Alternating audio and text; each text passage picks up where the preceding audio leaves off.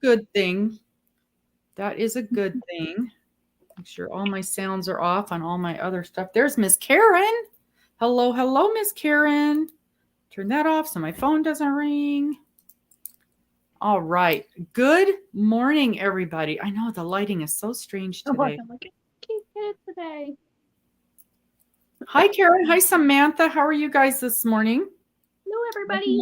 And our guest this morning is Miss Regina, and we're going to give people just a moment to. There we go. It just popped up on my screen. There we go. We don't want top. We want all messages. I don't like the way they've changed their thing. Okay, that's better. That's better. Hello, Samantha. Hello, everybody. I will see if I can get it. So I'm using my phone because my computer sometimes is not my best friend. I understand. And sometimes, evidently, my phone wasn't my best friend the other day. I was posting a video and the girl said, "Oh, halfway through, the audio cut out." I'm like, "Oh no." Yeah, I know. I tried to do a live a couple of weeks ago with Connie, and I was using my phone, and I had no sound on my end. I couldn't hear a thing that people were saying.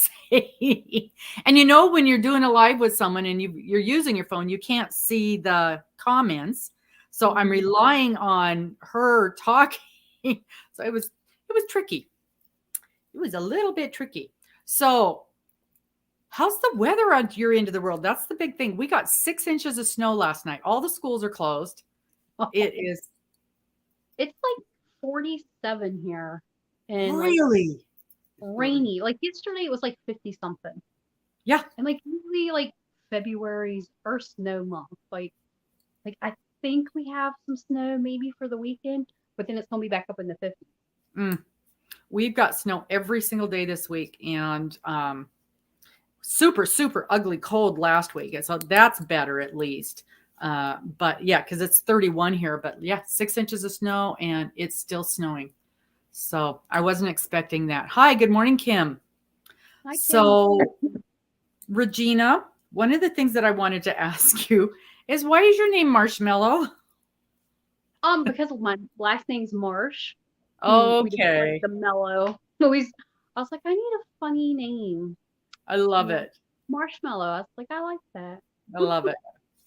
I love it. And for some reason, I can remember that, but I struggle with, I'm so bad with names, and I struggle with Regina sometimes, but it's like, I can always remember Marshmallow. Well, a lot of times I will, when I'm talking about you or to you, I'll call you Marshmallow, and I'm like, oh, I hope she doesn't mind this. I like that. I like Marshmallow. It's cute. It's cute. And I know that that's your name on Ravelry as well. That's fun. That is fun. Okay, so tell us, Regina, I think I just answered that, how you got the name for your channel. I was trying to come up with, like, I didn't want to use something that was going to be hard for everybody to remember.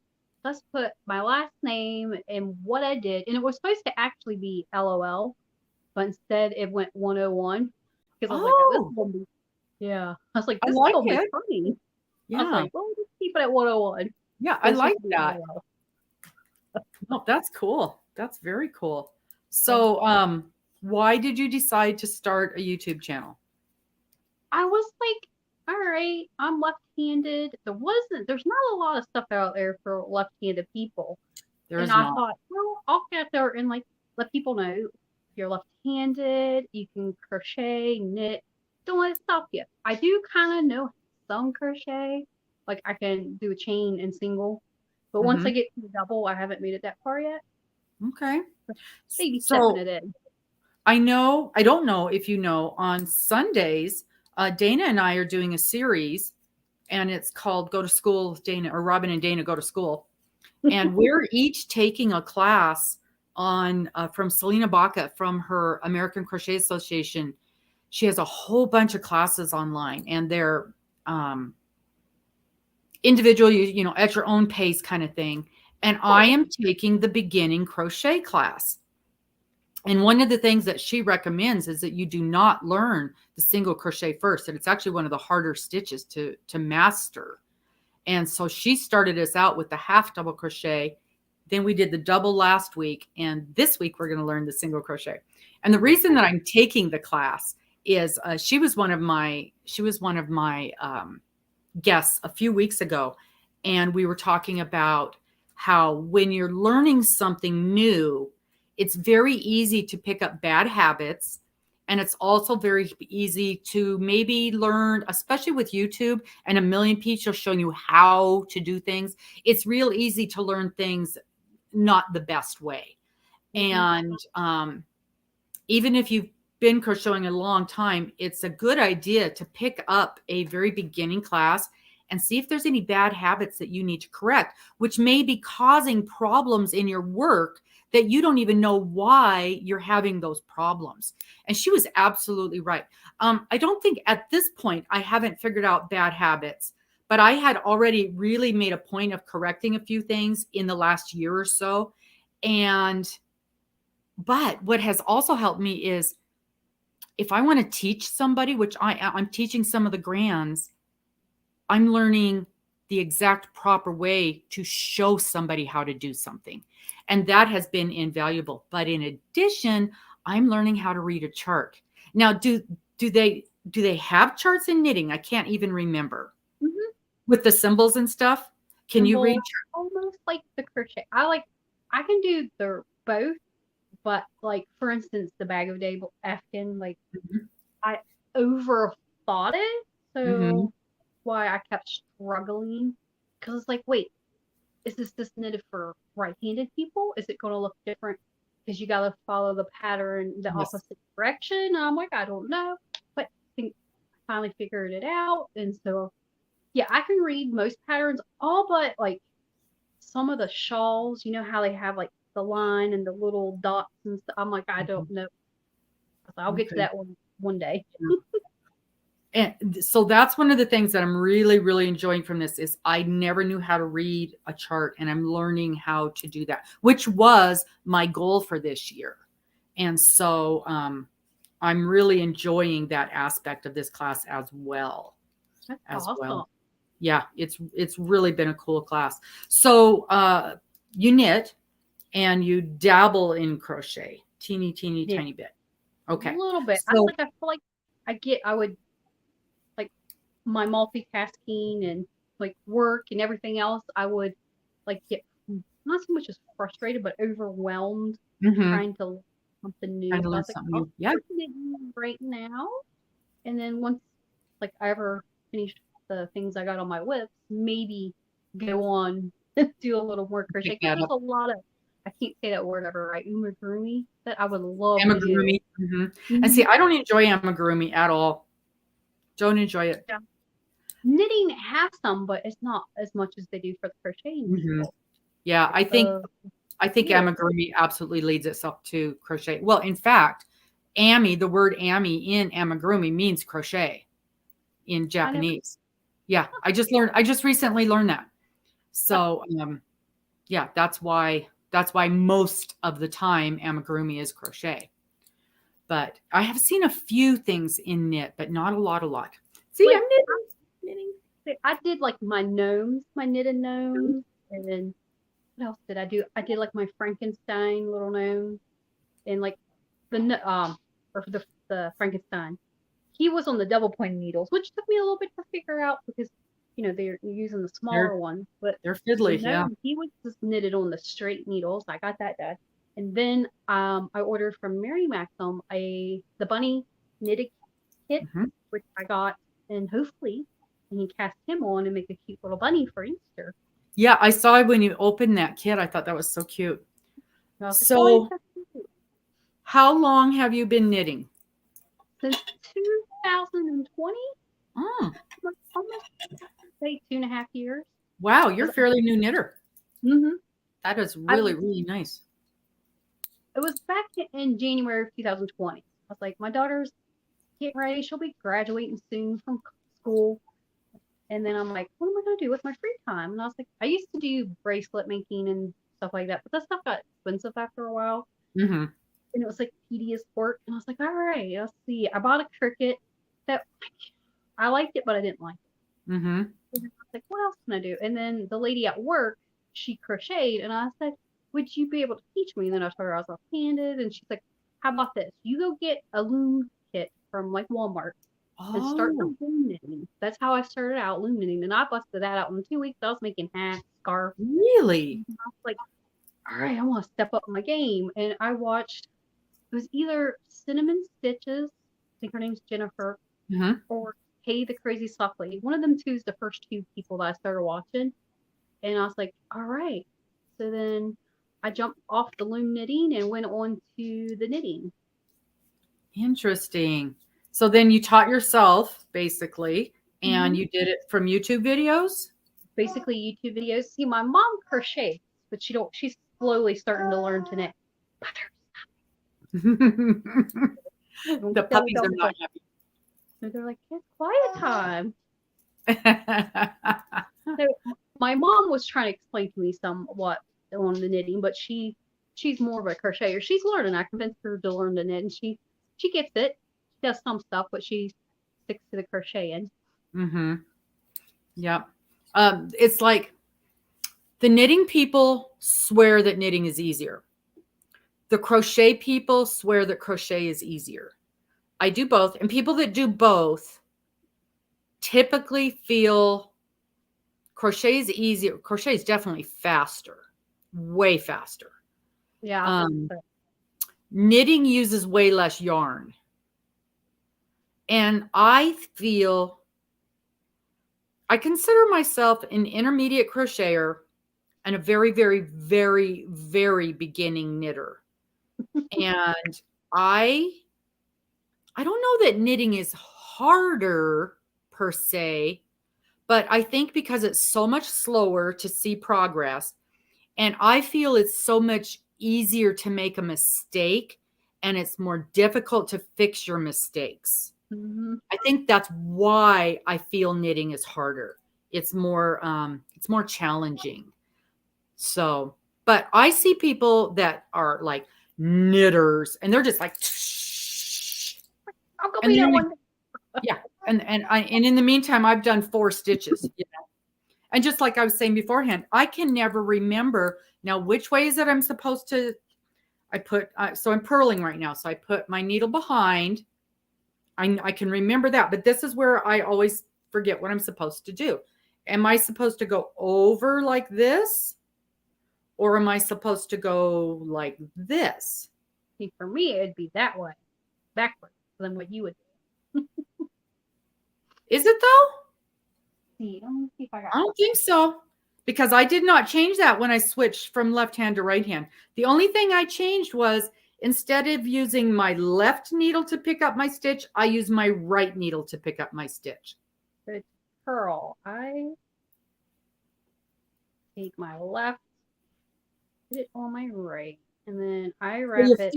Your finished stitch work is on your left side, correct? No, it's on my right. Okay. So on your right. And then same as mine. And then I bring my yarn and wrap it around for my purl and then go through. So do that again. So you wrapped it. You go through your loop. Okay, I'm through my loop. Through the loop, and then I bring it around. So you're going underneath. You're not going over the top. No, I'm going over the top. You are. Okay, so we're doing exactly the same. So somebody told me counterclockwise. And I don't know why I can remember that, but not anything else. So for sure, hey Pam, for sure with a purl, it's counterclockwise. Yep. And then like from my knit, I just put it through the hole and go basically the opposite of your purl. Between the needles and over? Or behind the needle and down? So mine would be I'd go around and down. Do you go between the needles? See, do I go like this or do I go like this? I go like that. Okay, so now I have to just do it and not think about it. I don't know. See, I don't even know if that's how I do it. Nope, I go between the needles. That's how I started messing up. I'm like, what? So I have to have a picture that every few stitches I look at to see if I'm doing it right. And that's what has always slowed me down with knitting. And because what'll happen is I'll be doing it like this, and then pretty quick I'm doing it the other way. Well, then your project looks terrible. And knitting isn't like crochet, where with crochet, if you do something wrong, but you do it consistently, it's fine. That's fine. Knitting isn't like that. If you do it wrong, it looks terrible, and it will show up in your stitch work.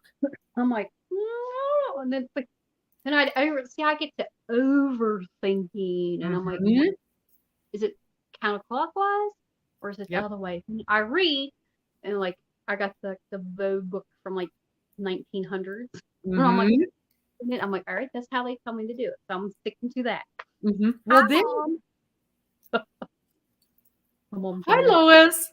Then I learned that there's different ways to knit, which I didn't really understand that until I tried switching from left-handed to right-handed, or tried to figure out what I was doing wrong. And someone goes, "Oh, well, you're knitting continental." Lots of people do that, but in America, they yell at you if you do continental. So do the English. Yeah, they want you to do English style. Well, once I realized what I was doing was not wrong, and in fact, it was correct in most of the world, I started yelling back at people when they yelled at me for doing it the way I was doing it. And apparently, I do continental wrong too, because I do some weird combination of English and continental. But I finally had a teacher say, if you're getting the stitches done, it doesn't matter how you got them done. I think this is basically how you hold your yarn. Yeah, the holding of the yarn. Because, I mean, you can see I've got my yarn wrapped around my left hand, but I'm doing the stitching right-handed. It's very complex. And I guess that's why I feel like knitting is harder. More just like a thrower. Yeah. Yeah. And then somebody said, well, with the way I'm doing it, I'm twisting every stitch. But they don't look twisted to me. And I've looked and looked and looked at it, and they don't look twisted. As I always say, if it comes out looking okay or doable. Yeah. Now, my concern is they just don't look twisted. They look fine. I mean, see, that looks okay, doesn't it? It looks fine, yeah. So you wonder, like, well, what's a twisted one look like? Yes. Yes. So then I wonder, is it going to be a problem later on when I'm getting into more intricate stitch work? Then is that where the problem going to show up? And that could very well be the case. Could very well be the case. So I don't know. I'm just going to plug along, making very, very simple things. And we'll see what happens. You, on the other hand, I am really, really surprised that you have not been knitting that long, because I see your work and it's fabulous. Thank you. So what channels did you use to get started with your knitting? Well, I started with like watching Kay, because I tried to like relic what she was doing, and it kind of didn't turn out. And then I can't remember his name. It was a guy who knitted left-handed. Oh. And he was explained it really well. And then who was the other one? Wished I'd have found him early on. Hey Studio, I think her name was Julie. That's the one like last year or the year, I think last year or the year before, I did the Valentine heart, and she was the one that gave me the permission to go ahead and do her pattern as a tutorial. And she's another one. She does both knitting and crochet left and right. So I was like, well, if I find people that I can understand in my terms, because most of the time when you watch tutorials, they show you, but then they don't show you. Exactly. Like they're like, oh, here you go. And I'm like, wait. Yeah. And wait a minute, what did you do? In there. Like, slow that down. You go back and you're like, watch it. I'm like, you didn't show me at all. Like, I guess you gotta figure the main part out by yourself. I have seen that many, many times in tutorials where you hardly get any information. So keep that in mind, folks. If any of you guys are doing tutorials, show us what you're doing, the whole thing. Step by step. Like, you cast on, you got your long tail. There's 1,000. I just know how to do the long tail cast on. I've yet to learn anything else. Yeah, there's so many different cast ons too. I'm like, what's that cast on? I'm like, well, can I do in the long tail cast on? Yes, it'll be okay. And I especially like the cast on where you've literally knitted the first row once you're done. I love that. But I have to go, and I want to say Fiber Spider showed it. And I go, and every time I cast on something, I go back and watch his thing. And I even have to watch it 3 or 4 times. So yeah, I get it. I get that. So yeah, and some cast-ons are tighter. Depending on your project, you want more stretch, you want less stretch. And so some cast-ons are better for other projects. And yet there's some people, Linda Simpson, she does the same cast-on for every project, no matter what she's making. And it works out fine. So I think that's kind of like your main seam, like I would say, like that cast-on stitch. Yeah. So I look at it as like, all right, it's basically the same thing as everything else, unless you like do like purl your cast, I've not something that's different. That before. Like I look at it as it's just in it. You just casting it on. I was like, oh. Yeah. When I do the long tail, I always end up with this big old huge long piece of yarn left over when I do the long tail, and I don't like that. And I think of that when I'm doing yarn chicken. I'm like, when I was doing that green, I called it my St. Patrick's Day shawl last year, that I got yarn from Hobie, the metallic looking stuff. Like I kept running out of yarn because you connected it. So I had that long tail cast on. I was like, I'm going to cut this much off because I'm just going to have to weave this much in. Yeah. I was like, learn not to do that again. Yeah. Yeah, absolutely. So what's your favorite things to make? I like right now, like I finished a pair of socks this year so far. Look at that. I'm going to make you big. Hold on. All right. Let's see look at that. Now, is that a vanilla? Yep. This is a vanilla. So pretty. Thank you. See, what kind of dog you got? That's what we want. I got a big old lab. Nice. He's about 140, and the other one is like a golden retriever mixed with a coon dog. So pretty. I love the puppies. That is nice. So typically, do you do the vanilla pattern when you're doing your socks, or have you tried other things? I haven't branched out yet to do any others because I just figured I want to get this packed down pretty good. That way I don't have to look at the pattern. Yeah. I mean, I pretty well do fine until I get down to the hill. Right. And everything else in the toe and stuff's fine. So and that's a Kitchener on the toe? Yes. Yeah. Did you have a problem with the Kitchener? I've heard some people struggle with it and other people don't have a problem at all. I did not switch over to the double pointed needles. I just kept it on the 9-inch, and maybe I would have had more, it wouldn't have been so tight on the needle, but it turned out I just gotta get them DPNs working better for me. Yeah, DPNs, it's a learned skill. Now, what about, have you used the what's it called, the magic loop? Have you worked with that? I haven't for the I wanted to do for the socks, but I figured it's way too much space, so I just used the little Chowgu 9-inch circular for them. Because I think I started out my first problem was I didn't know what they meant by a 9-inch, the 9-inch circular, so I went and got the 9-inch needle, and that's why my first thought turned out like a Christmas stocking. I'm like, oh, yep, a number 9, yeah, right. Number 9, yep, that'll do it. But I did, I've been working on a baby blanket. I finished that up for my sister. But I'm really into wanting to make sweaters and cardigans. I feel like I've done a few shawls. So it's in a summer top last year. I want to try to get into the sweaters and cardigans, because right now I have a cardigan that I've test patterned, and then a sweater that I was supposed to get done for my daughter for Christmas last year, but it'll be for this year. So I have a question for you. Well, okay. first of all, because we absolutely do not want to run out of time. First, before anything, make sure everybody in here, make sure you pop over and subscribe to her channel. I do not know why your channel isn't way bigger than it is. I just don't understand it. I shout you out all the time. I love your channel. I love your makes. Thank you. So, absolutely. Look at that, you guys. Oh my gosh. I got the sleeves separated, and then now I'm working on the body. Wow. That is fantastic.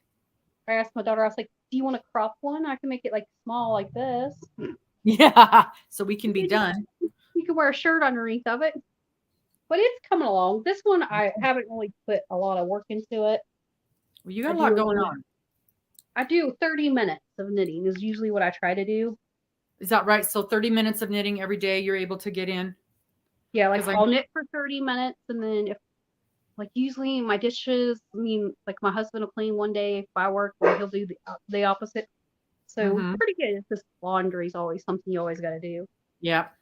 And then I'll clean for 30 minutes, take a break, answer, pay bills, whatever, make my grocery list, and go back to another 30 minutes of knitting. Yeah, that is absolutely stunning. Absolutely stunning. And this is on Instagram. It's something Aspen sweater. It has like a hat to go with it, but I don't know if I'll make the hat. There's that, what I'm working on. Wow. And this is the baby blanket that I finished for my sister, which her baby was due in October. And I thought, I was like, well, it'll be a Easter gift for you, I guess.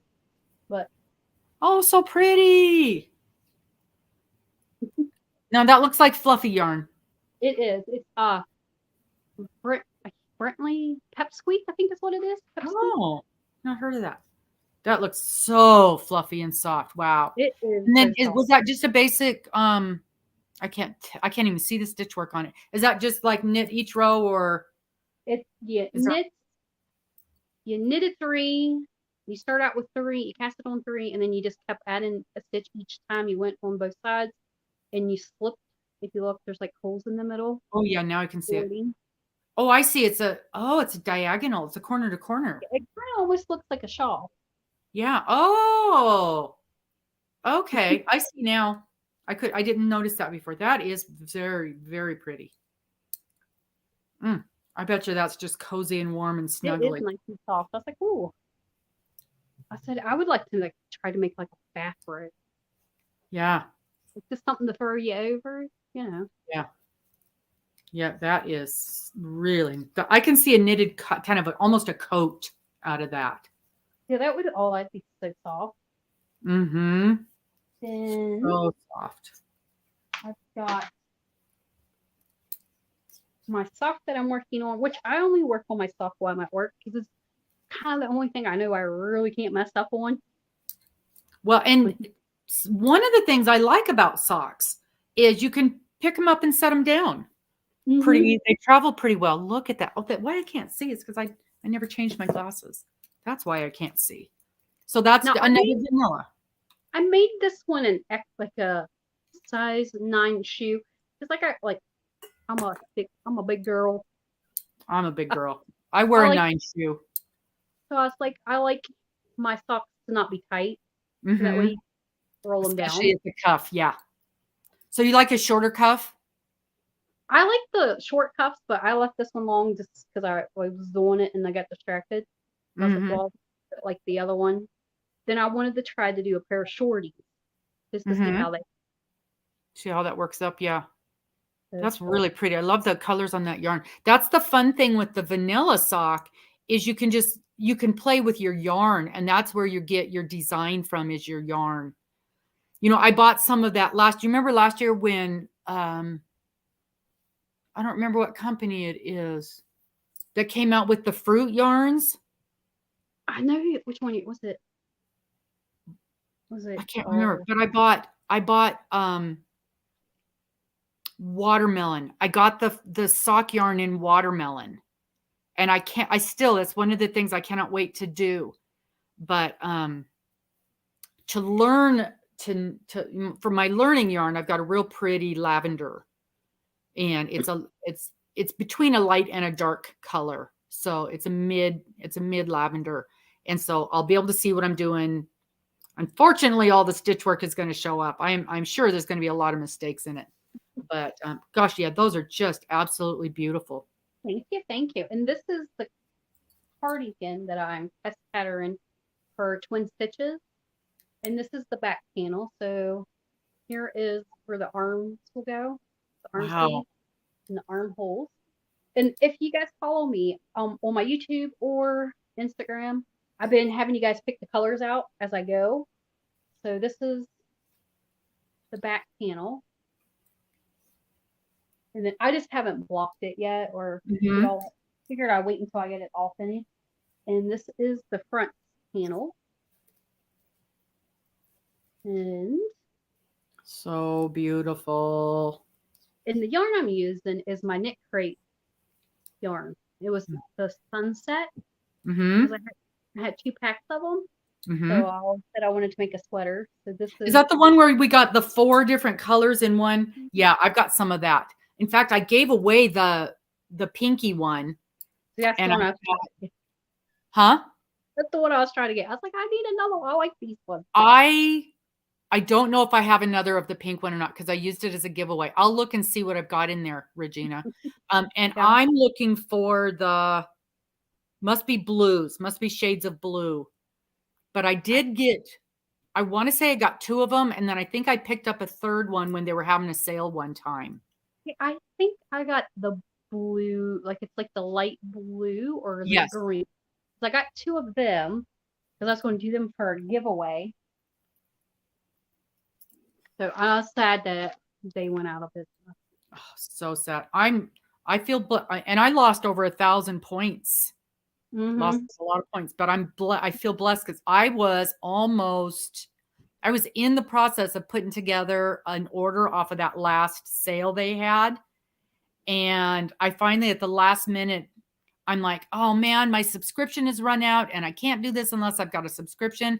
Do I want to resubscribe? And then I thought, well, I'll just contact a friend that I know subscribes and have her put this order in for me, because I needed a few more skeins of one color.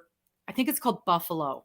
I needed a few more skeins of buffalo just to be sure, because I wanted to make a sweater. And I've got 5 skeins and I just don't know if that's going to be enough. And thankfully, because my friend put in a big order, lost all her money. That last big order, everybody lost their money, which I think is really sad, because they've got the product, because it was a closeout sale. So they should have fulfilled those last orders. But, that's a chance you take with companies. That's sad. It's still sad. Like, because I was like, they were my favorite. Mary Maxim and those guys are the only ones that I buy kits from. The only ones. Like, or subscriptions. Like, it was a fair price for the yarn. Like, for fair price for good quality yarn. And I'm like, that's like I call it my precious. Like, yes, that is my precious yarn. I was like, that's my precious. Because I've been doing stashing, so I've been doing yarn swaps and giveaways and just sending yarn out. And but not my Knit Crate. I was like, if somebody needs a color that I have, because there are some colors that I have a handful of colors in, a handful of skeins. And it's colors I know I probably won't use. I've actually got them for sale in the shop, which is so funny. We don't get enough knitting traffic in there or yarn traffic to sell them. Hey, Connie. But so I do have them for sale in the shop, and I have sold some in there, but it's not something, it's almost like, yeah, it's for sale, but you don't want this. You don't want this. I have a hard time parting with it, even though I know I don't love those colors, but it's just because we absolutely cannot get any more. So, but I need to make a list of those colors and post them on Ravelry, and let people know, hey, I've got these colors if this is something you're interested in.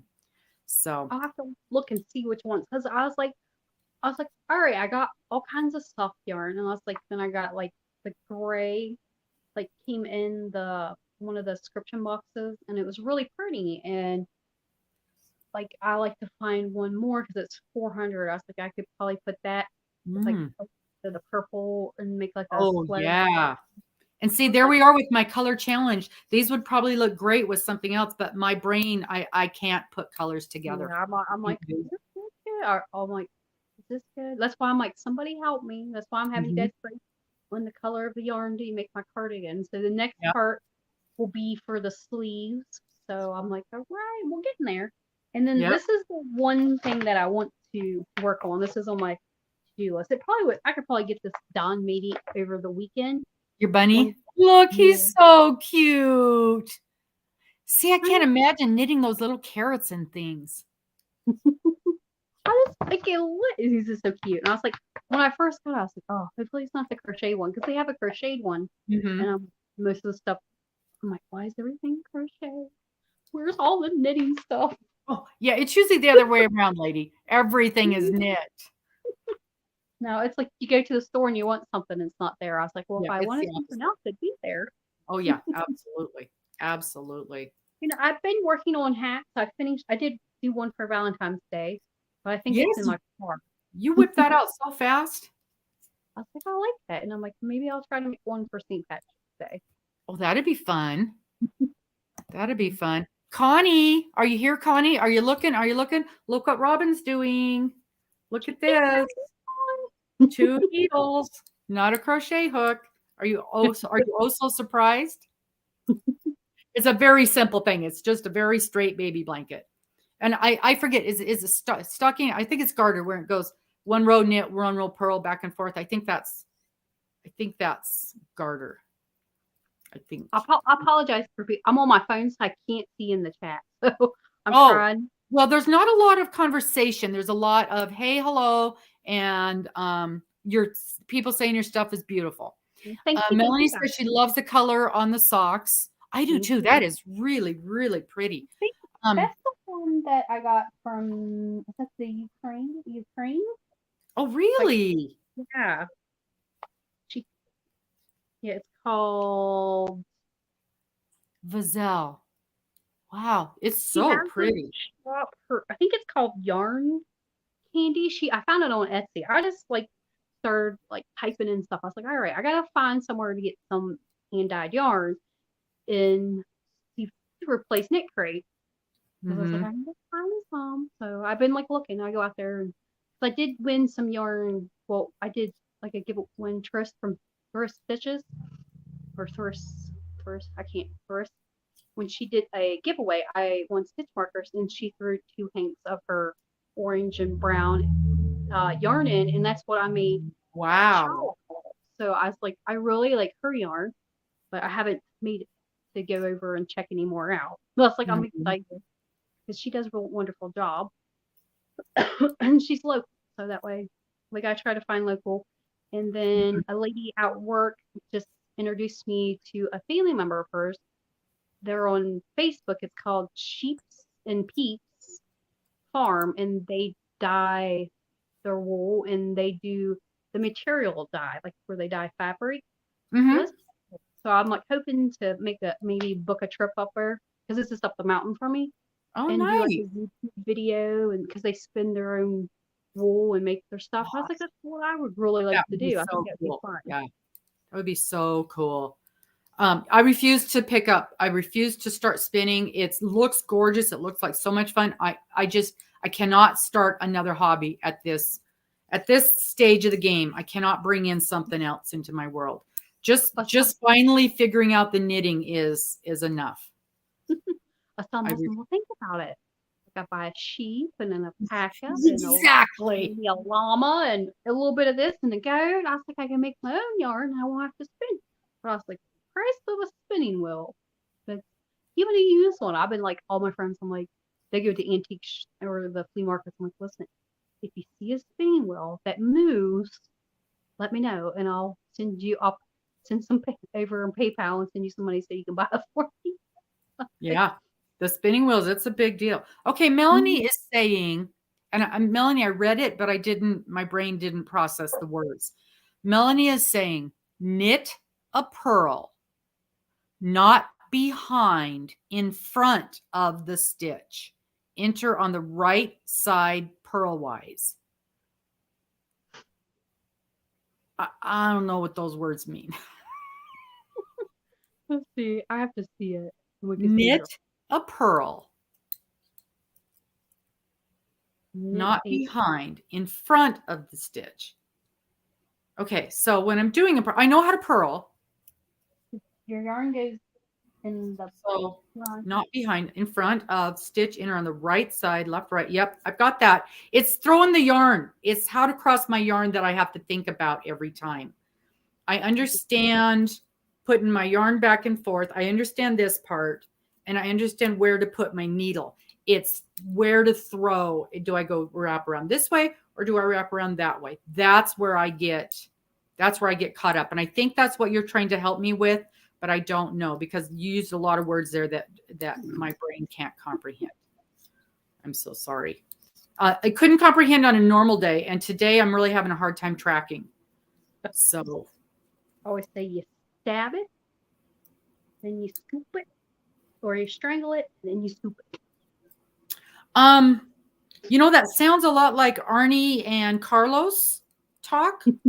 Is that where you picked that up from? I seen it on Instagram and TikTok. I was like, and the girls at work, I'm like, is this how you think, Regina? I'm like, yeah. I'm like, you stab it, strangle it, and scoop the guts. Well, I don't know which way to strangle it. That's my thing. That's my thing. Okay, so now I'm on the purl side, so I have to knit 5. Okay. I think someone was like, you go through the front door, and you go around, and you come back out. I'm like, is it kind of like how you tie a shoe? Yeah. Rabbit goes from the hole. Yeah, the rabbit. Yeah. And I never heard any of that stuff either. All right. So the big thing was, how on earth did you get connected up with Bag a Day to do that blanket? I was like, it just popped up on her community tab, but like, you know, you get like the new fees on their stuff. Like, oh, she wants someone to knit her a blanket. I was like, what are the odds of me out of the millions of people, all the knitters out there, lucky to? So I emailed her. I was like, well, I don't know unless I try. So I emailed her and I said I was just wondering if you still had any Afghan kits left that needed knitted. I know I probably was once in a million person that emailed you, but I was just giving my luck in the pot and see how it went. And then she emailed me back and sent me. Hold on, I got that one over here. I forgot to move it. I'll show you guys what I got done on it. I've been watching you. I've been watching how the process on that is going.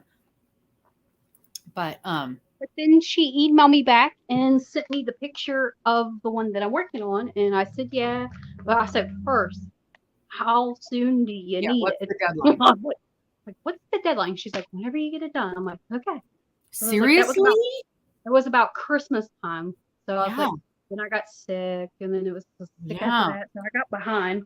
Then I messaged her. I was like, oh, I'm trying. She's like, you get it done when you get it done. Because now I think she needs it for the summertime. So I was like, summertime's about June, right? June, July, August. All right.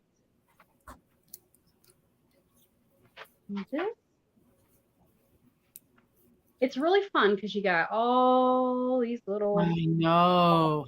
Going on. So this is what I got done so far. That's a lot. What weight yarn is that? It looks small. It's like a 4. Is it a 4? But it reminds me of burlap. Oh, really? Yeah, it doesn't look really soft. No, it's like I told her, I messaged her, I was like, I was having trouble with the yarn because it splits like for a Mary Max yarn. And then you use this black for the stitching. So I was like, so I have to set in a corner of my daughter's room because she's the only room that has like direct light. Good light. And I'm sitting in there, I'm like, I gotta use the daylight. Yeah. What kind of yarn is it that's in that kit? It was the alpaca. It's Mary Max alpaca tweeted. It's I've seen that. Boy, and you would think that would be super soft, but no, huh? It feels like burl, but that's just my opinion. But I think it's going to be pretty once it gets done. Yeah. Yeah. It's going to be beautiful. It is going to be beautiful. Wow. Oh, like the nightmare is you have all these bobbins. I was wondering about that, how you were carrying all that yarn. I went in cut pieces of cardboard and knit, put wedges on them like this, and just wound up my yarn. Yep. And did it that way. That's the way to do it. So I'm excited to get it finished. I was like, woohoo! Yep. The only thing is annoying, it like curls up because you got to put the border on after you're done. But I was excited that she messaged me back. I was like, yay! I know. What? How cool? How cool is that?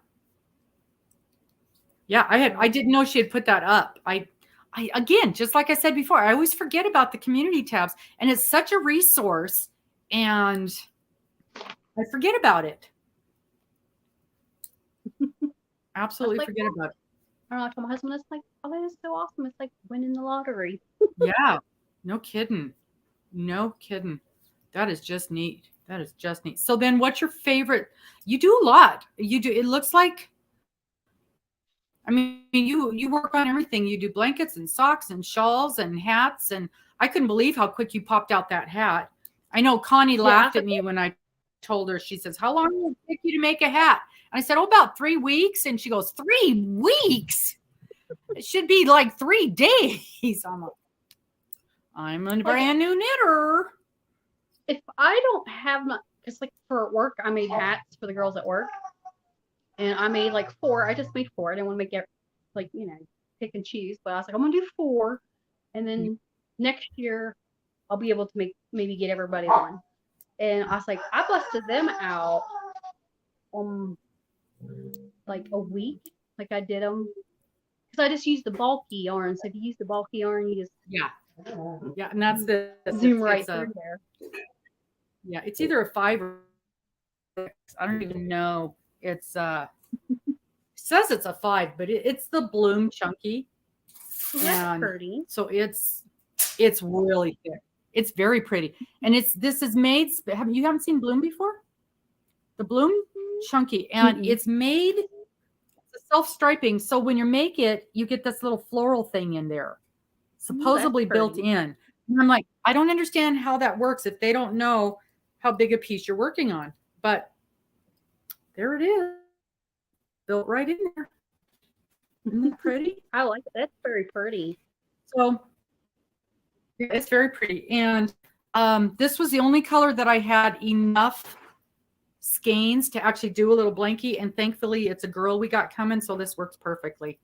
And I've been wanting to use this to make a little blankie.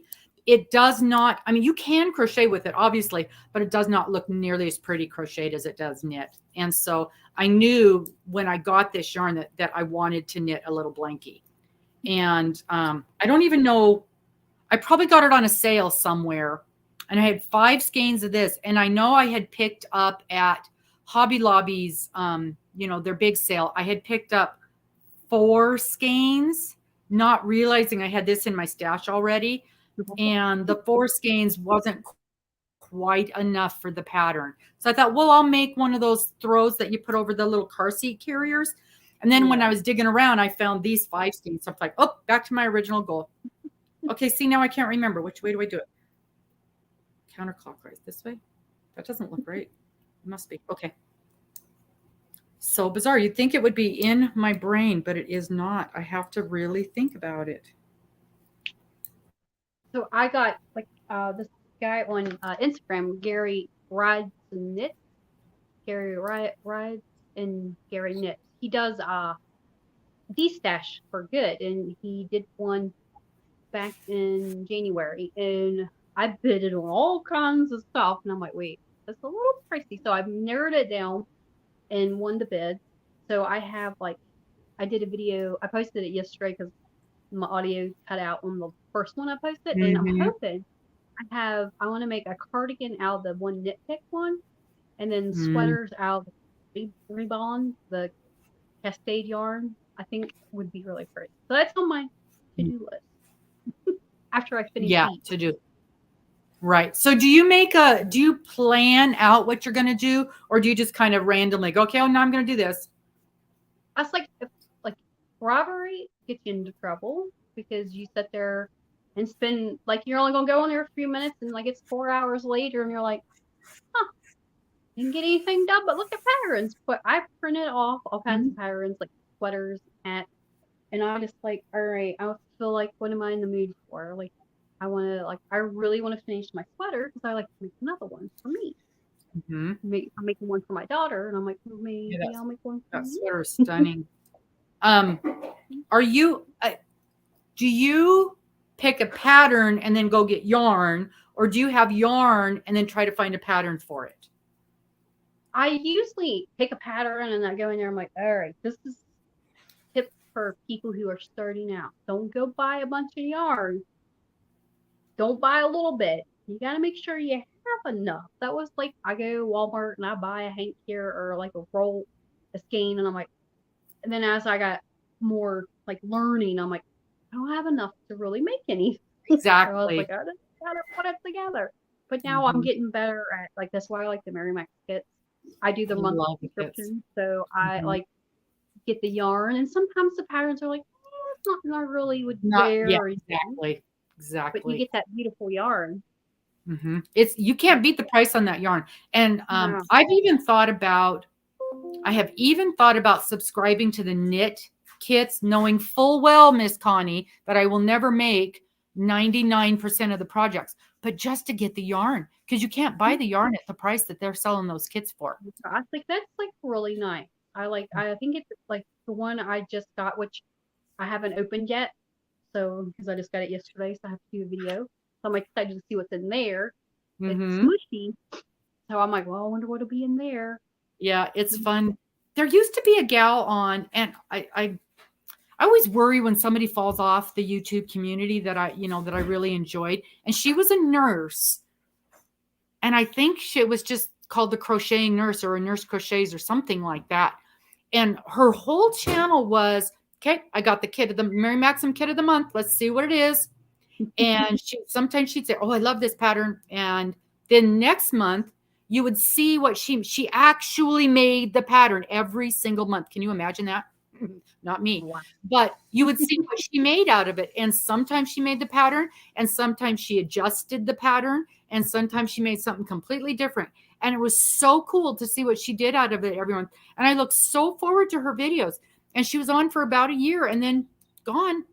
And I have even emailed her to say, hey, just letting you know how much I enjoy your channels, and I hope everything's okay in your world. Because, things happen.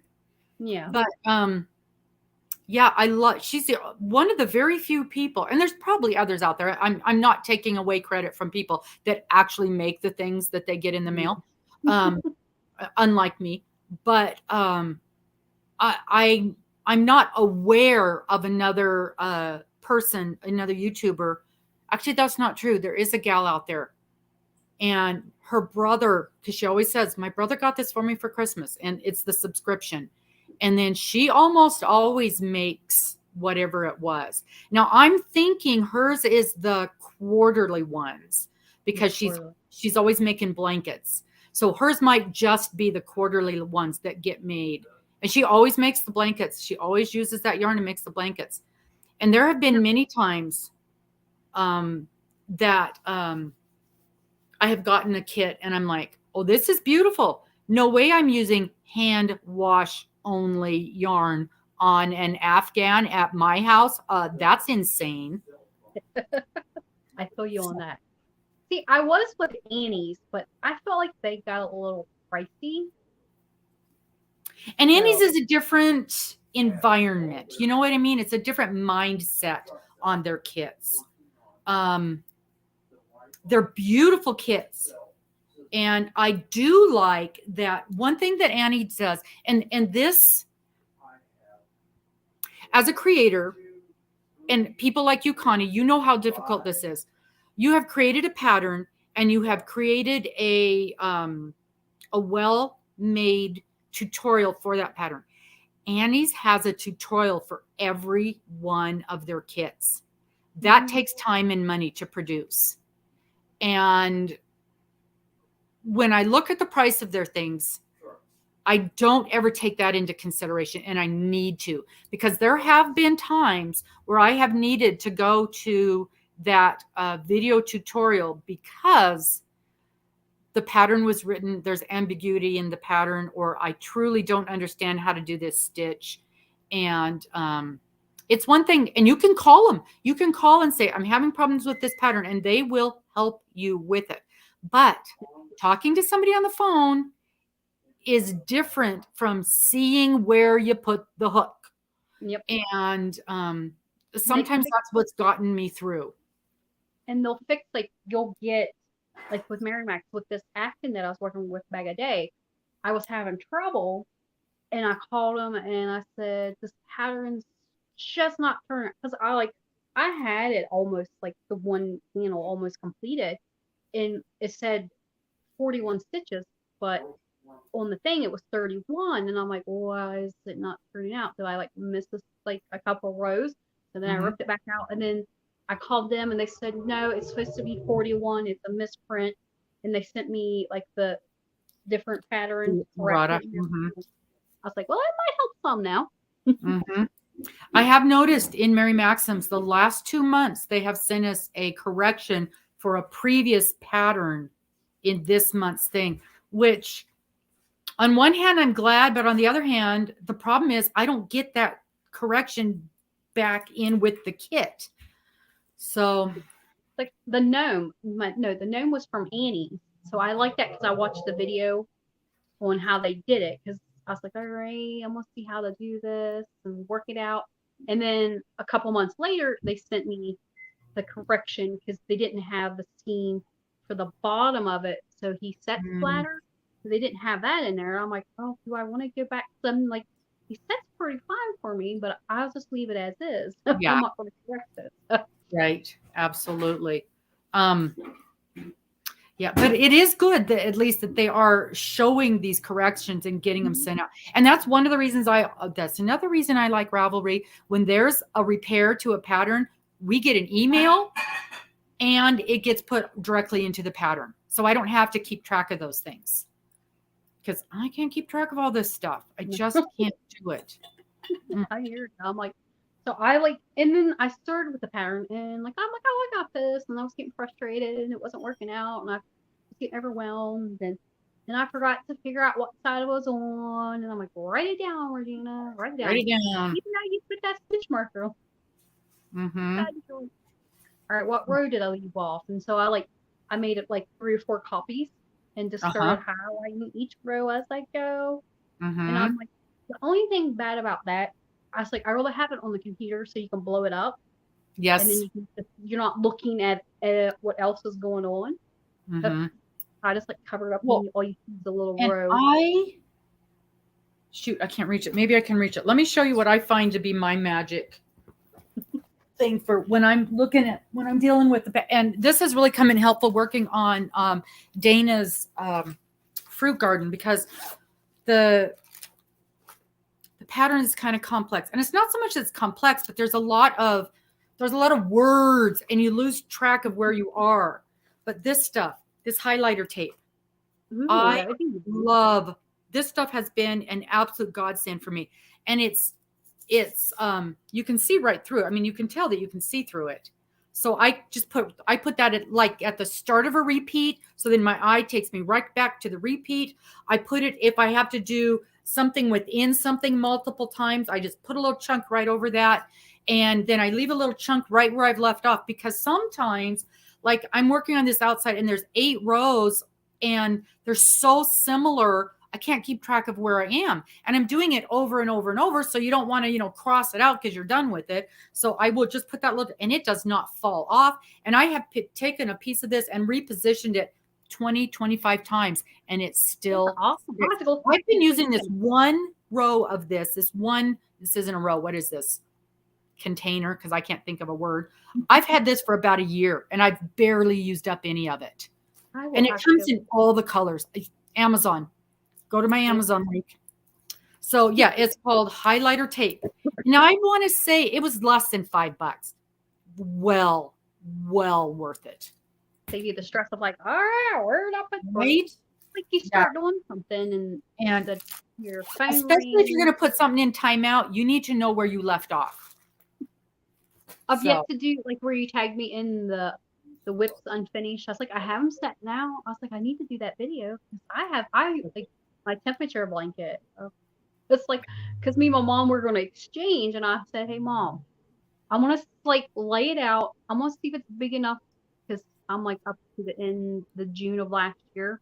I said, if I get time, I'll try to finish it before the summer. If not, then I think I'm just gonna just go ahead and finish it. Call it good. Yeah. I'm like, oh. I did. It's so funny because I feel like for once, I felt like I was ahead of the curve on the temperature blanket. I did mine a couple years ago. Whoops, that's almost too big. And it seems like this year, the temperature blanket has become a big thing. And I did mine before that. And it's a good thing because I wouldn't, for one thing, the year I did it was very interesting for us because we were still traveling. And so we had the high, I literally have in my year, everything from 12 below zero to 115 degrees. So I've got that range in there because we were everywhere. And sometimes we were in the mountains and sometimes we were in the desert. And sometimes it was the winter where they had the below zero temperatures in Texas. And then we hit 117, 115 here in Spokane, which we never do. I mean, never. And so I hit just these weird fluke temperatures. And so it was really cool. The temperature range that I got on my blanket. And that was just a fluke. That just worked out that way. But I was really glad that was the year that I did it. And because, if I was doing it now, it'd be same thing, just a normal regular year, nothing too weird, except that we're getting a lot more snow late in the year than we normally do. We're supposed to have snow all the rest of this week. That's why I was like, I'm worried about what March is going to be like for us. Like, we're already planning to do our garden. And I was like, I know last year we actually had like a frost in May. Because like we're more like first summer is usually like May, June, and July, and August. September is like it starts to cool down for us. Sometimes we get snow at the end of September, 1st of October. And sometimes like I'm happy that, we didn't really get snow because it's not fun to drive. And then like we get like inches. We get like the one year we got 3 feet, and I'm like, yay! Oh, thank goodness I was off that weekend. Yeah. So, but I was really glad that I already have my temperature blanket done, and I wish it was in my lap right now. I can see it across the room, but there's so many different. I've seen people do. One lady's make it a snake, and one lady is doing. I've seen one lady do a scarf. And so lots of different things that people are making instead of just a blanket. A friend of mine, she started doing a blanket for someone else and, full-size blanket. And every day was a row. And I'm like, dude, that thing's going to be enormous. And she was using 4-weight yarn. I'm like, it's going to be huge. It's going to be absolutely huge by the time you're done. And about halfway through, she's like, yeah, I'm done. Because it was already full-size blanket size. Yeah, that's about like how mine is. Yeah. Because I did one row for the day, and then I added holidays and birthdays and anniversaries. Wow. That's going to be ginormous. But I liked the way mine, because I did squares. And so each month is one square, and I did corner to corner. So it's just dupe. It's, so this is all the bigger it's going to be. And then I sewed my squares together by, month. And so it was size controlled. And I also knew my own self that if I made it too big, it wasn't going to happen. But, corner to corner, a lot of days you're only doing 3 or 4 stitches, so it was easy to keep up with. Hey, Catherine, thank you for popping in. But yeah, I was very pleased with the way my temperature blanket turned out. Again, would not have ever knitted it. It wouldn't have, with all those color changes and everything. Never happened. There are a lot of ends to sew in. Yeah. And with, again, the way I did it, There were still ends to sew in, quite a few, because, color changes, but it just didn't seem as bad. Didn't seem as bad. Although a lot of my ends are coming loose, and I'm a very good sewer inner. I go back and forth and back and forth and back and forth way more times than anybody will ever tell you to do. And I think it's this yarn is just, and I'm very happy that this didn't go to someone, because these ends, they're just working their way out. And I would have been mortified. Do you know what I did? Speaking of sewing in ends, I knitted a hat for one of the grands for Christmas. And we were sitting here and I handed it to her, and I went to show her how she could take the palm off if she wanted to wash it. So I flipped it inside out, and there were all my ends. I hadn't sewn in any ends in the entire hat. I finished it. I attached the palm. I made the video, and I put it in my done pile. So I sat here and sewed in all the ends while we visited. Thank God it was her I gave it to. I would have been mortified if that would have been someone else. Like I told the girls, I'm like, I don't trust my sewing in, so don't wash this in the washer. Wash it by hand. Hand wash. But that was so funny. Or if I hadn't gone to show her how to take the palm off, I never would. And she'd have got home and gone, what in the hell is this mess? She's like, what is all this stuff tickling my ears? Oh my gosh, that was so funny. But yeah, so I finished it, luckily. Luckily I finished it. But yeah. That's the other thing. I don't know really how to deal with sewing in ends on knitting, especially when you're doing that really delicate stuff, the lacy shawls and things. But I haven't did any, I have one shawl that I started, but I feel like I'm probably gonna frog that, because it was had the holes in it. I don't, the spacing, and you skip and you make the big circle hole. I'm like, we'll come back to that later. And it's been almost a year probably since I touched it. So I'm like, yeah. And then the yarn was that novelty yarn, so it was wasn't the same. You had regular yarn, and then you had thick yarn, and then you had the homespun looking stuff, and wow. So lots of different textures. Yeah, so I'm like, yeah, it's a little much for me to take home right now. Wow. So what do you do with your, oh yeah, I guess that's right. What do you do with your bits of yarn that's left over? Do you make a scrap can, or what do you do? Right now, I only have a little bit. If there's this much left, I usually throw it away. Or if I got a half a ball, I'm hoping to get, my mom's supposed to be sending, when she gets time, to send me a ball winder. So I'm just going to take all my, make a magic ball. Yep. And then just magic make ball a hat, scrappy hat or mittens or something. Mm-hmm. Yep. I usually try to use it all up, so I don't feel bad. I'm like, what? Then I'm thinking, why do I have extra? I'm like, was I supposed to have extra? It's when you put something together, I'm like, what you got an extra part for? Yeah. I'm like, is that screw supposed to go somewhere? Yeah. I am the person that always buys an extra. If it says I need 4, I buy 5, because I typically work bigger than, especially in a blanket. But now that's a downfall. Have you noticed this? And maybe you don't, because I don't know the way you knit.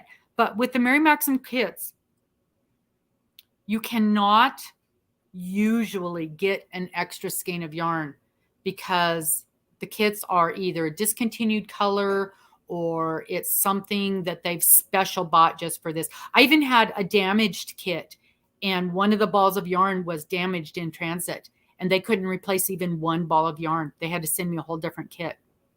That's why I was worried about asking for Bago Day. I was like, well, Crystal, I was like, I hope that it's a yarn they have, because I know she had someone run out of yarn on that really pretty flowered one that they were doing, and they had to get more yarn. And I was like, well, hopefully they have this one. I think it's I can't remember what the brand. Well, now with the With a regular kit, they're usually using their own yarn. And often when I buy a regular kit, when I order a kit, I will order an extra skein of yarn. I forgot to do that the last time I bought a kit. And I hope I'm not going to kick myself for it. But That's a good idea. it's I always do that, always, except when I forget. I try to always do that when I'm buying a regular kit because it's usually their own yarn and it's easy to get. But it's our monthly kits where they're using some kind of special yarn or a special color.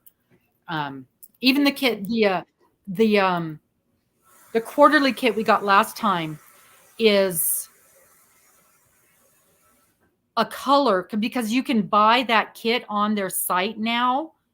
And I've never noticed that before with any of their quarterly kits or the monthly kits. But you can buy this exact kit on their site, but not this color.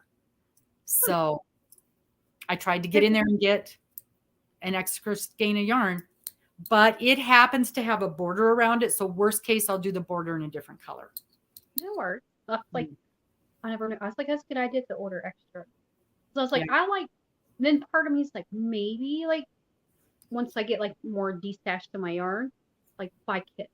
Like if you're gonna make something, maybe buy a kit. But then I'm like, then if you don't like, after a while you're like, I don't want to do that. I want to do something else. You have that yarn. Mm-hmm. Yeah, you've always got that yarn. But that's always a concern of mine. I look at it as like the last couple ones I got. I'm like, all right, I can make a sweater, or I can put it all together and make a sweater or a cardigan. Or like a cow. I was like, make hats, gloves, mittens. Yeah. Because that's the thing. Even if I end up with one extra skein, usually you can get a hat or a cowl out of one skein without any problems.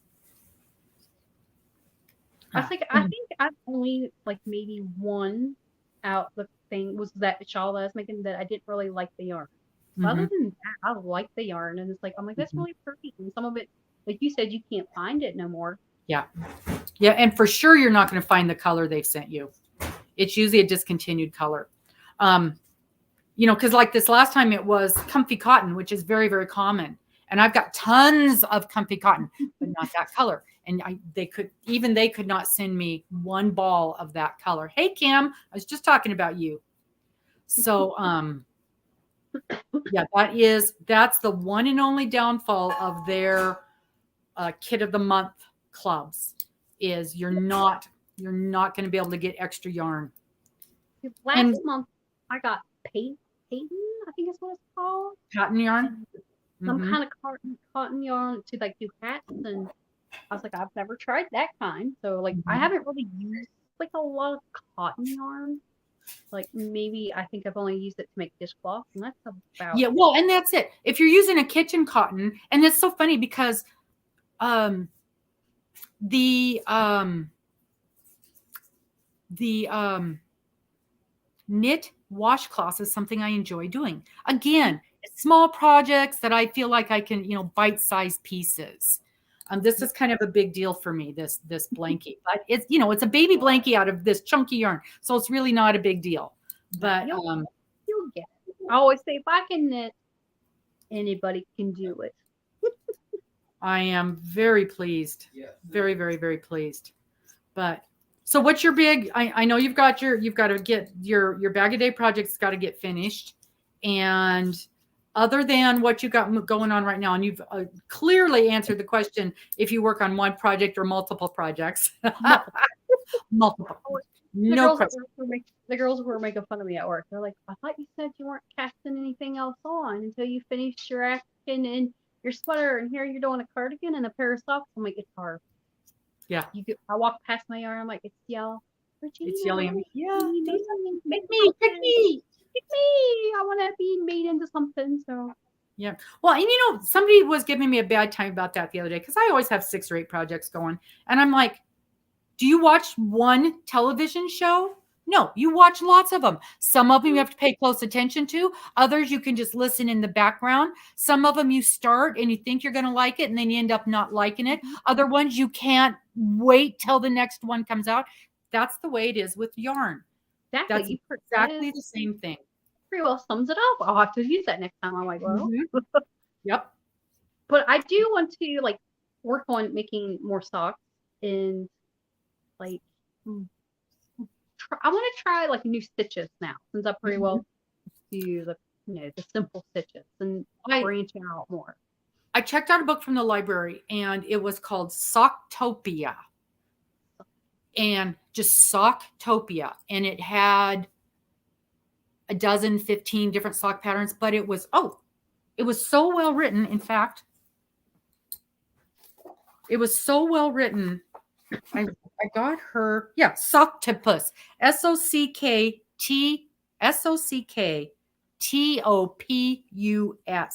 But what I liked about it was she had a breakdown of the sock anatomy. Don't tell anybody. I took a photocopy of the page because she had a breakdown of the sock anatomy and how to measure for each area to make it work out. And I loved it. And she also had a resource of different places to go to get information, to get help on things. She says that. Okay, here's one I haven't looked at, but she says it's a free online magazine with informative articles on techniques and an archive of lovely sock patterns. And it's called Knitty, www.knitty.com, knitty.com. So I haven't gone there yet, but I got that information too. So, and it had the vanilla sock in there, but then it was like every single sock pattern, each one would be a little more and a little more and a little more and a little more intricate. Helen Stewart ebooks. Okay. And then for each sock, again, she would have this page where you could figure out your gauge, your negative edge, your foot circumference, all of that kind of stuff. What types of yarn to use, and for each one of the socks. So I thought, what a great resource for somebody who's just starting out. Yeah, that's pretty cool. I'll have to look and see if I can find that book on eBay. Socktopus, yeah. Oh, I miss having my table over here. I can have stuff within reach. Okay. Yarny, Kim says, if you want to step up your sock game, check out Helen Stewart. She has season ebooks that come out with socks. Very, very cool. Season ebooks. I wrote that down. Thank you. Thanks so much, Kim. Kim is whoops, just had a bird hit the window. Kim is also an invaluable resource. Okay, so that's on this side. I have finally figured out that, nope, that's not right.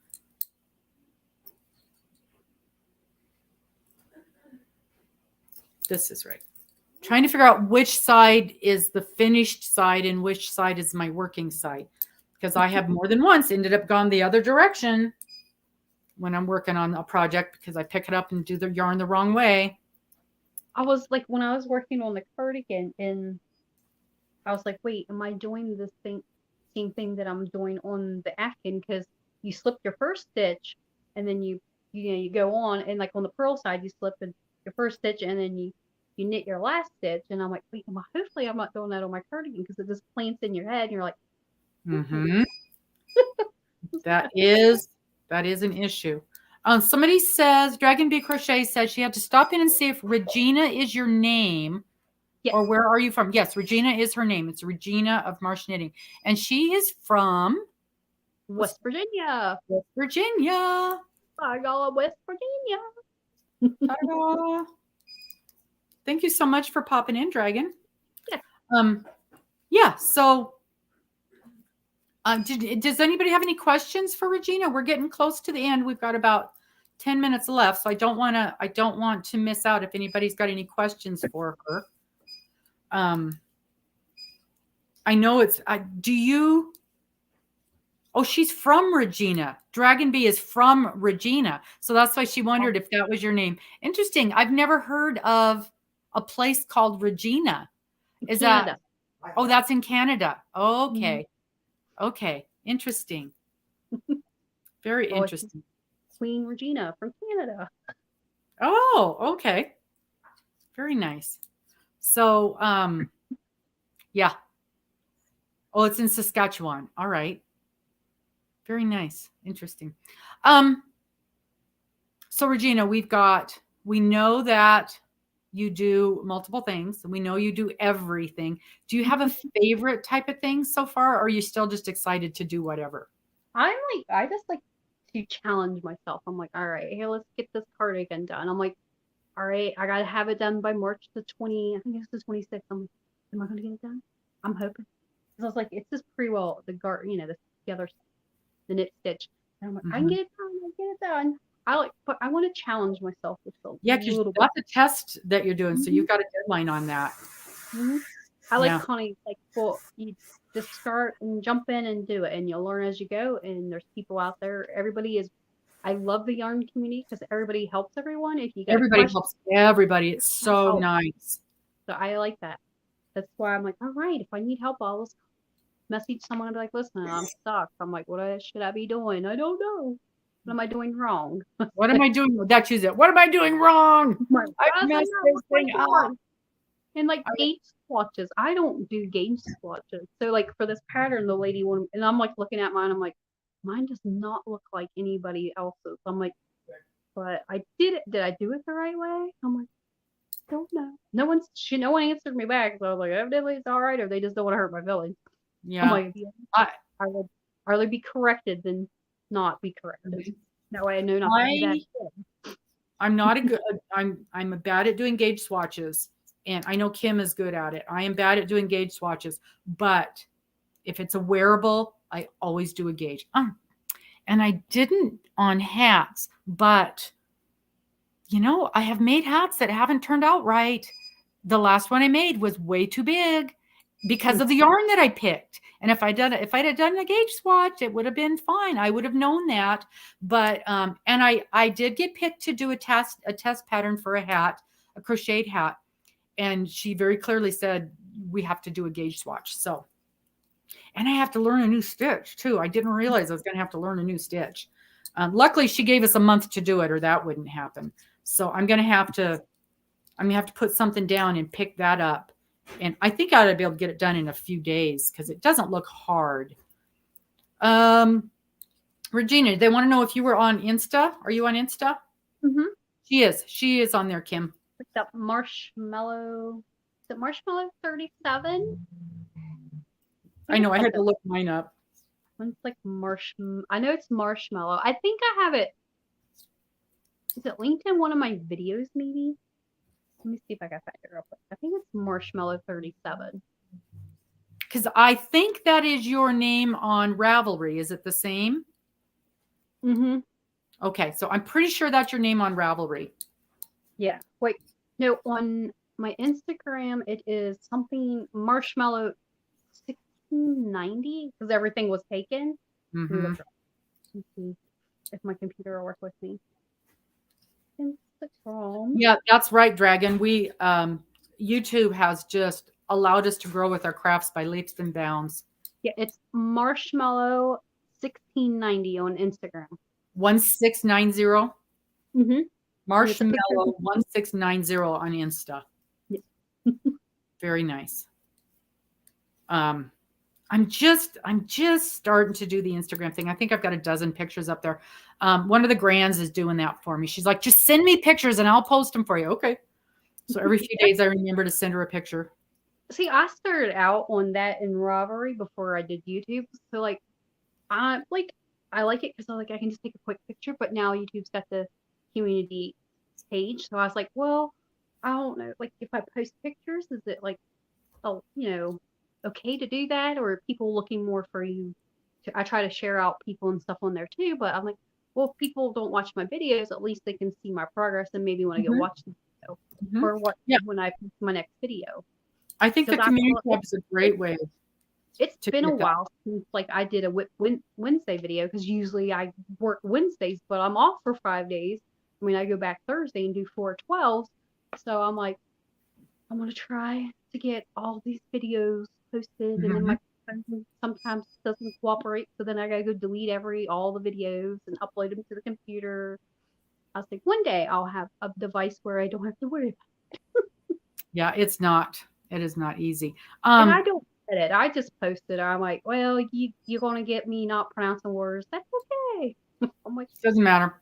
We like I it. can't say that, but here you go. We like it real around here. Yeah, Kim, we're trying to make sure we've got everybody over and on her YouTube video, throwing some yarn in her window. And I don't know why your thing's not popping up. I have it set to pop up. I don't know why yours is not. I even just checked it right before we came on. So you know what? Let me check one thing. Maybe I didn't hit go on it. Nightbot. Ugh. There it is. It's enabled. I don't know why it's not popping up. Let me change it for the interval. Let me make it. There we go. Maybe that'll work. Maybe that'll make a difference. Because I absolutely have it set so that your name shows up on here. And I don't know why it's not showing up on here. I haven't noticed it. But yeah, if you guys are not subscribed to her, pop over there and subscribe to her. She does wonderful things. Wonderful things. Plotting once I get off here and take the doggies out, I'm going to work on uploading a video for tomorrow. Is the 1st of March, and I'm trying to do a giveaway each month now, just so I can size my yarn stash, so I can make room for more parties. Right. And so keep an eye out for that. And just a little hint, most of it is cotton. Ooh, I love the cotton yarn. And I know you're aware, but Kim and I were just talking about this the other day, and we were talking about it in bingo last night, that to make sure that you're not asking people to subscribe when you're doing a giveaway, because that is against the law. I always say, now for when I do when I hit my milestone, I'm like, I would like for you to be public, and you can absolutely say that family member. Yeah, you cannot make it a requirement for them to be a subscriber. Even in a subscriber giveaway, you cannot make it a requirement to be a subscriber. Yep. And it's been a rule for a long time, but it's hit the forefront here recently. YouTube is cracking down, and it's like somebody was saying last night, that's a ridiculous rule. Well, whether we think it's ridiculous or not, it is the rule. And if somebody gets mad at you, they're going to turn you in, because that's how people are. And I'm not risking losing my channel because somebody got mad at me about something. It voids the terms and conditions. And it's really hard to find the rule. I dug and dug and dug. It's very hard to find. And the wording is very convoluted. But I finally found, it was actually through Rafflecopter, where they pinpointed it and took you exactly to the sentence in the terms and conditions that says you cannot you cannot require somebody to be a subscriber, nor can you ask them to have their subscribers public in order to be in one of your giveways. Yeah, that's not a public thing. Yeah, I was like, some people maybe are on there and they don't want people to know they're on there. Just got to play by their rules. And if it was written more clearly and easier to find, I think more people would know that. But the way it's written is so confusing. And they give examples, but the examples are you can't ask for sub, which we all know that. And you can't buy subs, and we all know that, but people still do it. But it's the fact that they don't specifically say in their example, you can't require a sub for a giveaway. If they would do that, it would help, but they don't say that as an example. So it's written in legalese, so it's hard to understand. But I spent about 2 to 3 hours the other day searching for it and finally found it. So I'm just letting people know, you can argue with me all you want. It's not my rule. And I'm not risking losing my channel because of something like that. So I'm just letting people know. Because I always look at it, someone might get butt hurt and be like, well, I'm just going to turn you in. Exactly. And so, and I'm guilty of the exact same thing until I learned about that. And the same with people that give a donation to your channel and then you do a thank you giveaway. That's illegal too. So I've had to quit doing that as well. So yeah, it's required. That is considered a raffle, which is illegal in almost every state in the country. So, so this isn't new information. We just don't like it and don't want it to be the truth. We just don't like it. So yeah. So anyway, just, when you mentioned giving your giveaway, I just wanted to point that I'm not trying to point fingers or be the teacher. I just want, hey, just a caution. This is a thing, and a lot of people aren't aware of it. I think I was like, you don't have to subscribe, but would love for you. Would love, and that's what I started saying in all my, if you get any value out of this, I would love it if you would subscribe. So, oh, good, Michelle. I'm glad.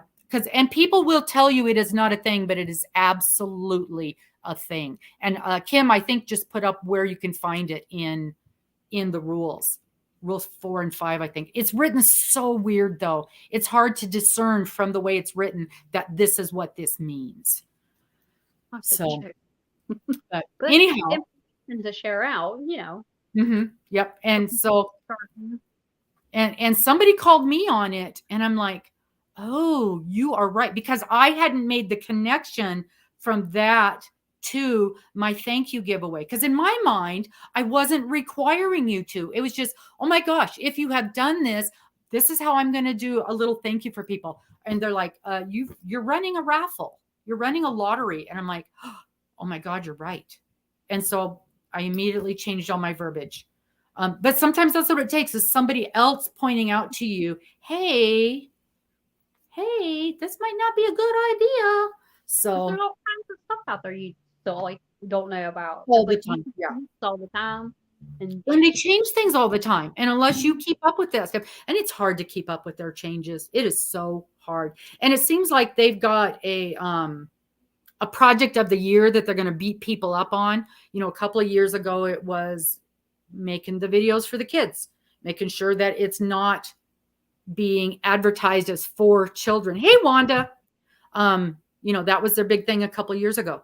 And so it seems like every year, that's a thing that they pick something to focus on. And I think this year that's what they're focusing on, because that information is getting out there all over the place.